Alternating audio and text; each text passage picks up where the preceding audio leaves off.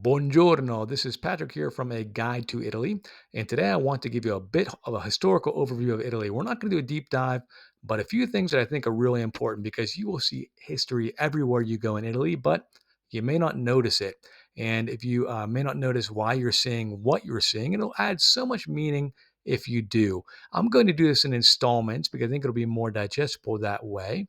And also, I'm not going to do a very deep dive, just a brief overview to help you get started on this.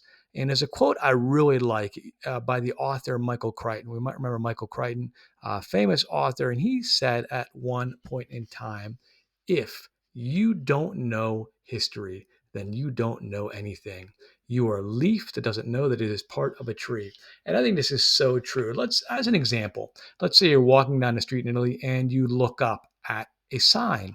And if you're looking for street signs in Italy, oftentimes in bigger cities, they are attached to the side of buildings at the corner rather than on a pole at the side of a street, as you might see in some other countries. And one sign you might often see would be Via Garibaldi. Via Garibaldi is named after Giuseppe Garibaldi. He was one of the leaders of the Italian unification, and in 1861, Italy was unified as a single country. It hadn't been a unified single country as we know Italy today, all the territory it encompasses, since Roman times. It actually had been occupied by other countries. It was a series of kingdoms, nation states, and different entities like that. So it's an interesting thing to think about. I mean, Italy as a nation, as we know it today, is newer than the United States of America.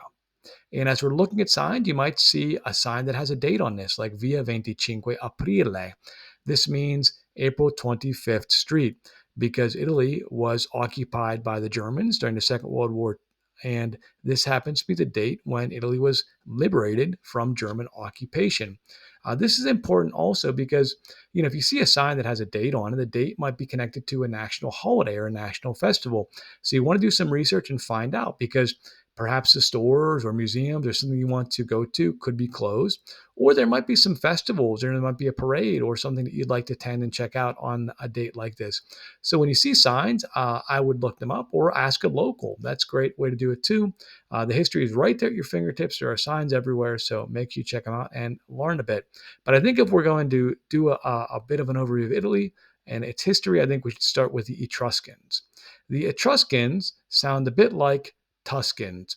Well, the Etruscans were heavily concentrated in the area that we know as Tuscany today, and Tuscany actually got its name from the Etruscans. This is a great thing to know, and in fact, if you know this, you know more than probably 99% of other visitors who come to Italy. So that's great. You'll see monuments, you will see artifacts of the Etruscans in museums and a lot of different places throughout Tuscany and perhaps other parts of Italy as well. The Etruscans were an ancient people. They were rivals of the Greeks. In fact, the Greeks also colonized Italy, an area of southern Italy and Sicily known as Magna Graecia. And let's take a look at kind of what the Greeks did here. We have temples such as this. This is Agrigento, Sicily. So the Greeks colonized the area near Naples and also parts of Sicily, and they were rivals of the Romans, which is perhaps Italy's greatest known civilization. And the Romans were interesting. We see this statue here that could be of Etruscan origins. The origins aren't quite known. And in fact, this statue, Mussolini, Italy's infamous World War dictator, really liked it, and he had copies of it made and sent all over the world. So you may have seen this somewhere else outside of Italy.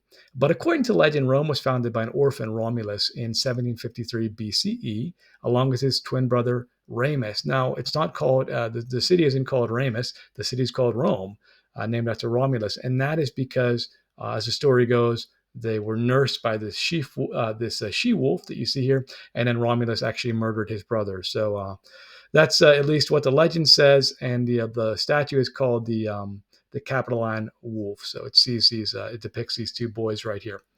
In any event, by 510 BCE, the Romans managed to expel the Etruscans from Rome, and they started their era of dominance. They're a really interesting civilization. There's a lot of things that we probably know about them, but they formed a system of government. They contributed to centuries of influence, and they had emperors like Julius Caesar and Augustus. At its peak, it extended beyond modern Italy today. So here's an image of everything that Roman that Rome covered during its domination. So we can see this goes as far as England, North Africa, and the Middle East even. They were really skilled engineers. They gave us the aqueducts, colosseums in Italy, but also beyond in this territory. So you can find those artifacts and monuments in different parts outside of Italy also.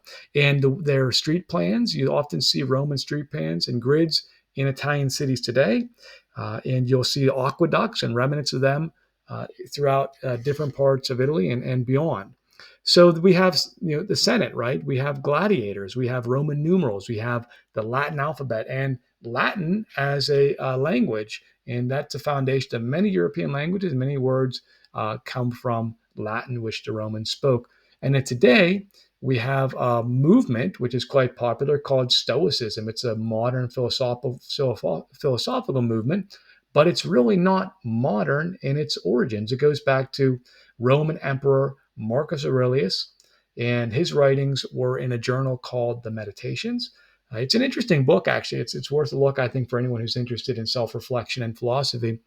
But in this book, it's the foundation for the modern Stoicism philosophy. And if you want to really get into Roman history and learn a lot, you can see it all over the place. But of course, Rome is a great place to do this. And if you go to, if you go to Pompeii, you can see wonderful things preserved there from the eruption of Mount Vesuvius when it was buried.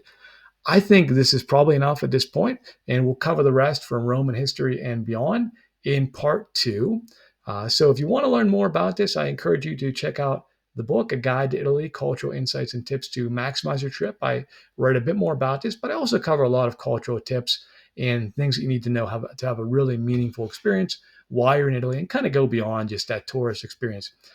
Grazie mille e ci vediamo. So we'll see you next time.